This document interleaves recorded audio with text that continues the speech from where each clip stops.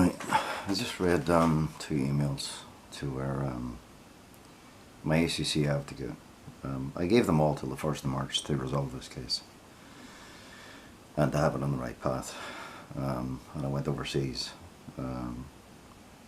just to rest my mind and to get some sort of treatment. Didn't work out the way I wanted it, like, and it was a lot of stress and a lot of trauma. A lot of living like a gypsy half the time, you know.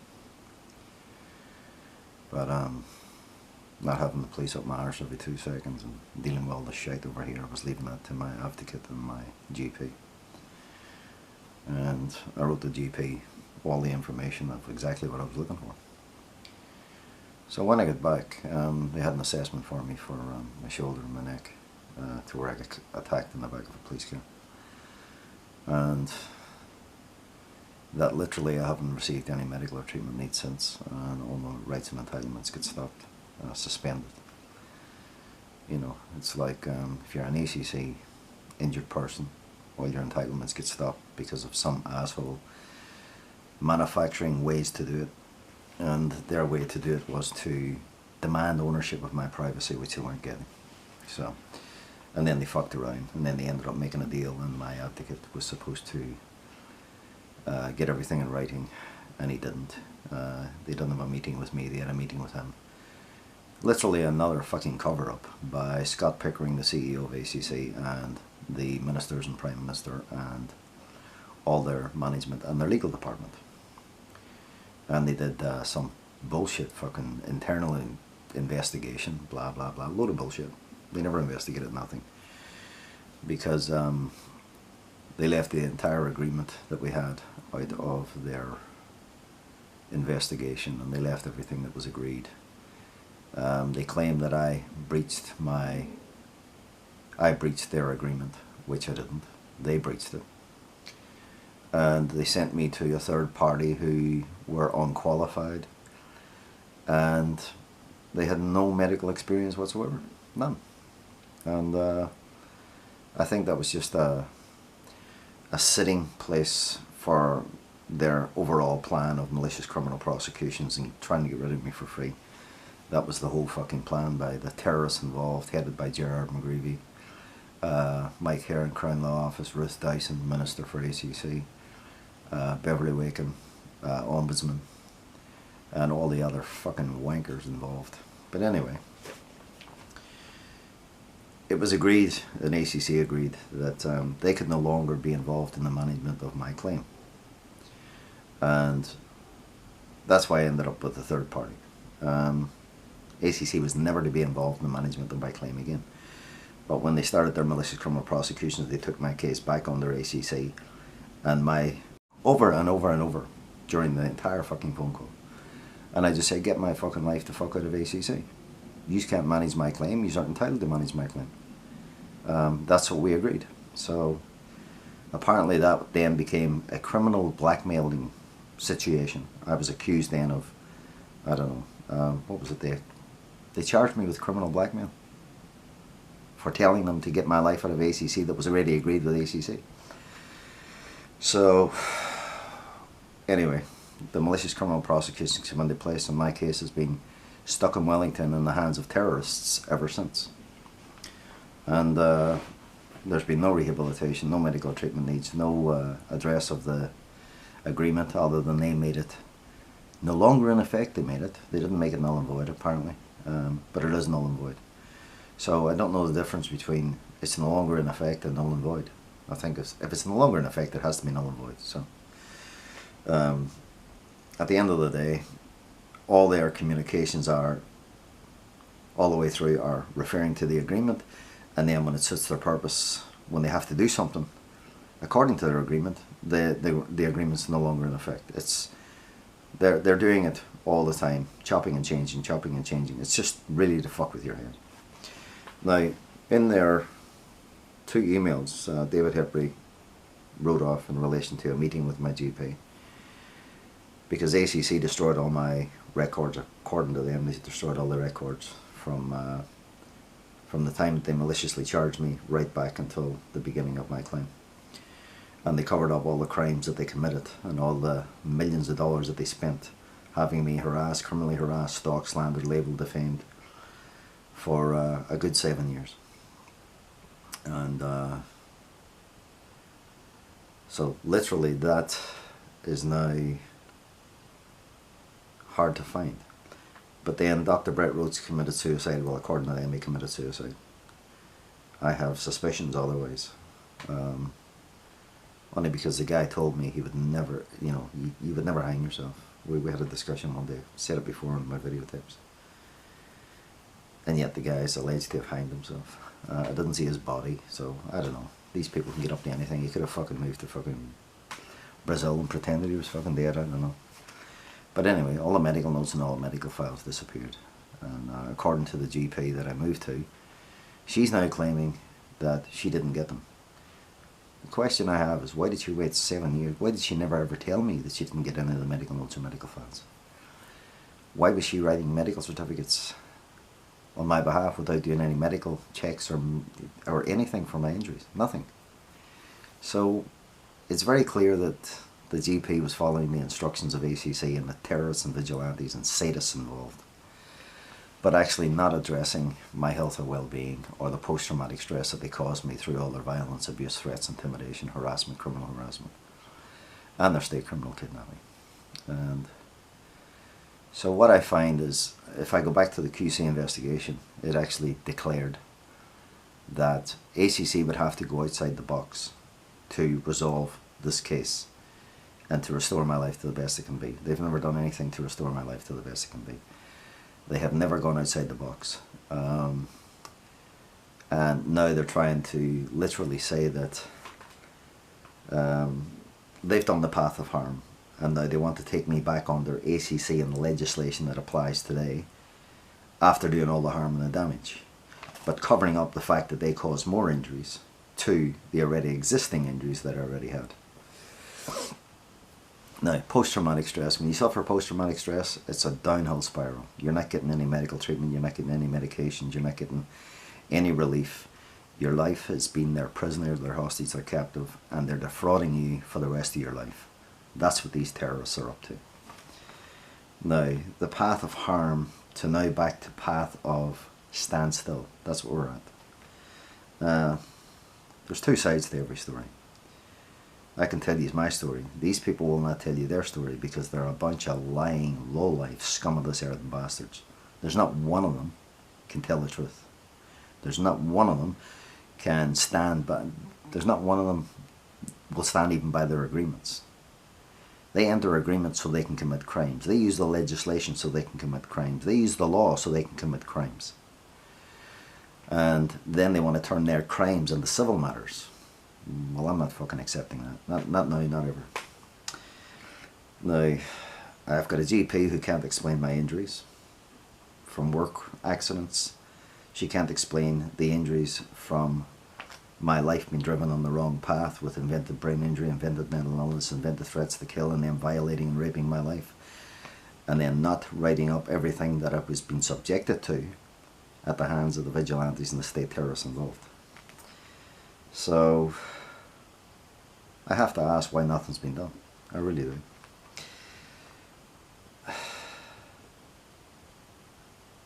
How do you end up with an oversensitive nervous system, to it being changed to chronic pain, to it putting me in a prison when I can't do anything? You know, it's you're fatigued, you're weak, you're lethargic, you're in a lot of pain, off and on. You're literally turned into a nervous wreck. You've got a lot of people, negativity. There's never an answer to a question. If you make a complaint about one of their crimes, that gets turned around and then you get the blame for the crime they're committing. That's how it works. Somebody say, I've made that many complaints to the police about abuse, threats, intimidation and violence of ACC staff. And I'm told it's their place of employment. So they're allowed to commit crimes if it's their place of employment. That's literally what the police are saying. So that means if you're in your own home and the police want to charge you with a crime, tell them to fuck off. Tell them this is your place of employment, because that's their attitude whenever it comes to ACC, Crown and government, vigilantes, abuse, threats, intimidation and violence against their victims. And while the victims being their prisoner, their hostage, their captive, at the hands of ACC, Crown and government. It's, yeah, it goes from bad to worse all the time.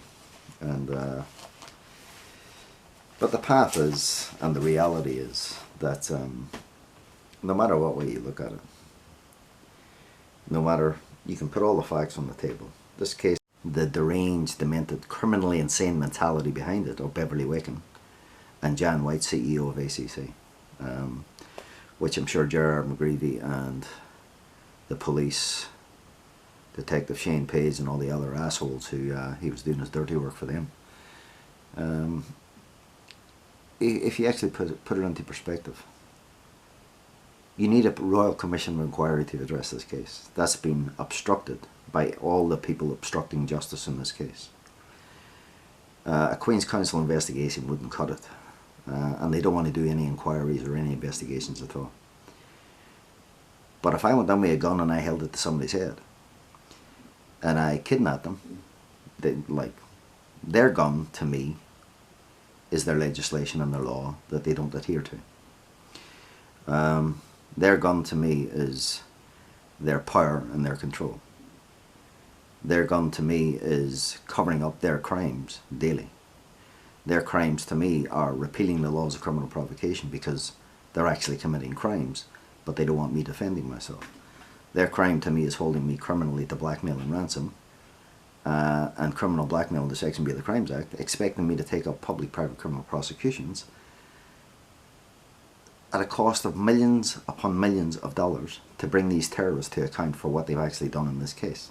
In other words, they've created that much conflict, and that's how they get away with their crimes. And they all pass the buck between themselves, and they all come together to commit their crimes, and then they all disperse into their own little departments. Police into theirs, ministers into theirs, MPs into theirs, prime ministers into theirs, ombudsmen into theirs, privacy commissioners into theirs, the Human Rights Commission into theirs, the Crown Law Office into theirs, the Ministry of Justice into theirs. But they all came together to commit their crime, in my case, and their vigilantism and their state terrorism. And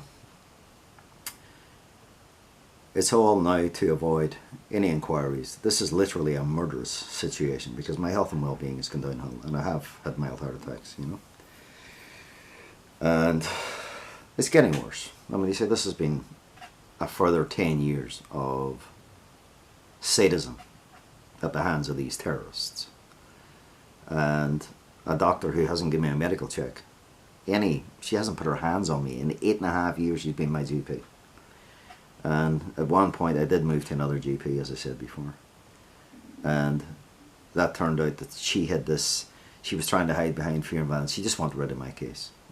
She didn't want to deal with anything. And it was only with her, Dr. Anderson, that I actually found out there was no medical notes or medical files. And all the doctors involved in my case have been warned repeatedly not to have any verbal communications with ACC.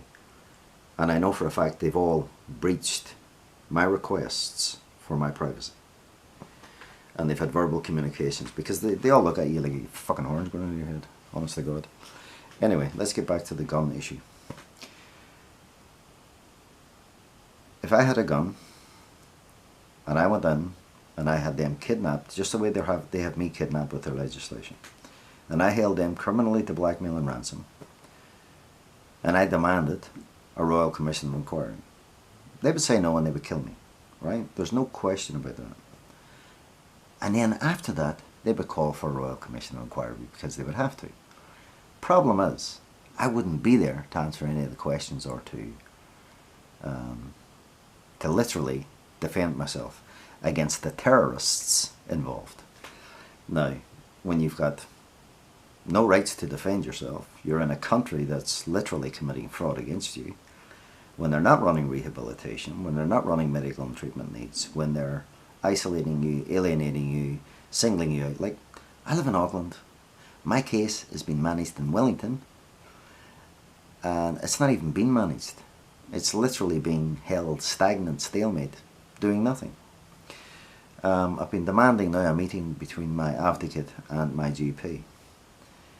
And my advocate is fucking around like there's no tomorrow.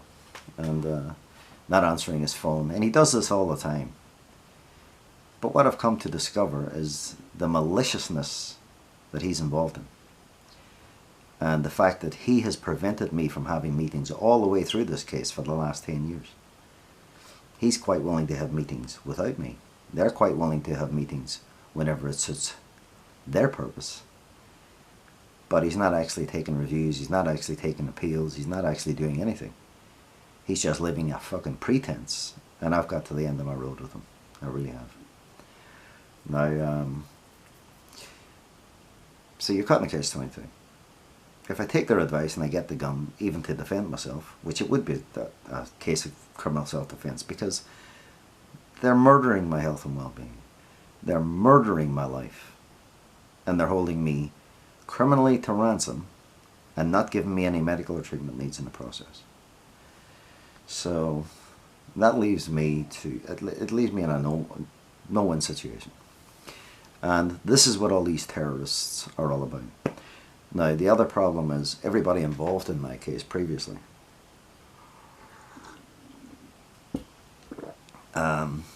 They've either retired or moved to the one side, and then they brought in new people. So new people are going, ooh. So they've got all the foundations already laid for their own vigilantism and corruption, and denials, refusals, excuses. So, and then they've destroyed a mountain of evidence and a mountain of information that proved their criminalities.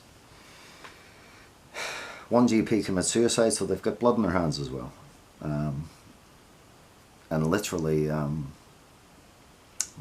where does it leave you? You know, I'm only left now with the GP, and that's going to be good crack. Because I'm not going to be pulling any punches with her, I'll tell you that. I won't be fucking mince-meating my words, that's for sure. I'll be straight to the fucking point. Because, in my eyes, she's nothing but a glorified fucking drug dealer. And she's not a doctor. You know what I mean? I think even a butcher would be more of a doctor than her. And that's the God's honest truth. So, but I put up with it because I was suffering the post-traumatic stress. And most of the time you were just frightened to speak. And I think I'm sort of coming out of my shell a wee bit, but I'm still in a lot of distress and I'm still in a lot of discomfort with my injuries. And the post-traumatic stress doesn't help any. And when your heart starts to go in you, then it's a whole different ballgame, believe me. And your mind is just overloaded with a load of shit. So that's the situation I'm going to be in. It's once across the line, there's no going back. And these people are taking it to the point that I have to cross the line. I don't think I'm going to have any option because I'm not letting these terrorists get away with what they've got away with under their own corruption and criminality, abuse, threats, intimidation, violence, kidnapping, extortion, theft, robbery, pillaging and plundering. And they've done it all. I'm not letting them get away with running a Nazi concentration camp or an abortion clinic, because that's what ACC is. I'm not letting the doctors hide behind lawyers anymore. I'm not letting lawyers hide behind doctors anymore. I'm not letting them pass the buck between each other anymore. Right? I want them all in the same room, just the same as they were all in the same room on the 20th of June 2007 at Parliament with the Minister, Ministry of Justice, Ministry of Health, some medical experts that they won't give me their names, police. I would say that McGreevy himself was probably there, Mike Heron was probably there, Coratia Seymour was probably there, but they've covered up all the names of all the people that were there, and then they're trying to deny that the meeting actually took place after admitting that it took place. These people are the scum of the fucking earth. They truly are. But on the whole of it, they're terrorists. And they terrorize people's lives.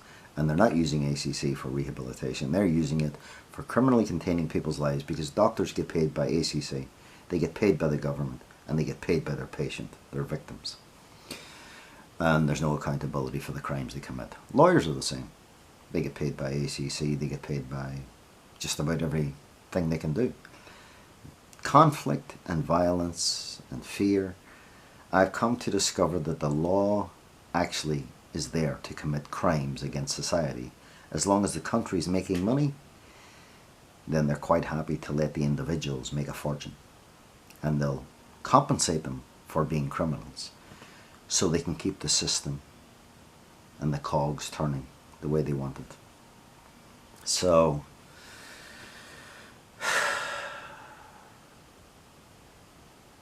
well, this is probably my death tape, you know.